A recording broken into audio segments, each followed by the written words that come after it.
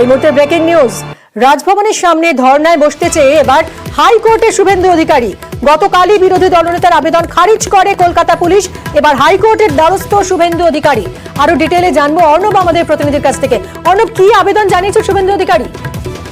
দেখো, রাজ্যের বিরোধী দলনেতা শুভেন্দু অধিকারী লোকসভা ভোট পরবর্তী অশান্তিতে যারা অনেক বিজেপি আক্রান্ত কর্মী সমর্থক, একই সঙ্গে যারা ঘরছাড়া, তাদের নিয়ে রাজভবনের সামনে অবস্থান বিক্ষোভে বসতে চান বিরোধী দলনেতা।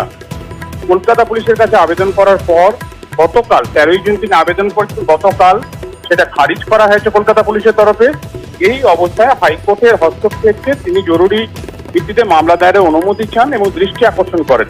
বিচারপতি অমৃতা সিনহা খুব উল্লেখযোগ্যভাবে কয়েকটি শব্দ বলেছেন যে শাসক দল রাজভবনের সামনে অবস্থানে বসেছিল বলেই কি শুভেন্দু অধিকারীকে ওই জায়গায় বসতে হবে?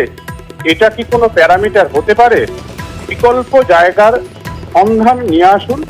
আজ দুপুর 2 অর্থাৎ দ্বিতীয়ার্ধে এই মামলার শুনানি হবে এবং সেক্ষেত্রে শুভেন্দু অধিকারী বা দুপুর 1টাতেও মামলা শুনানি হতে পারে সময় থাকলে।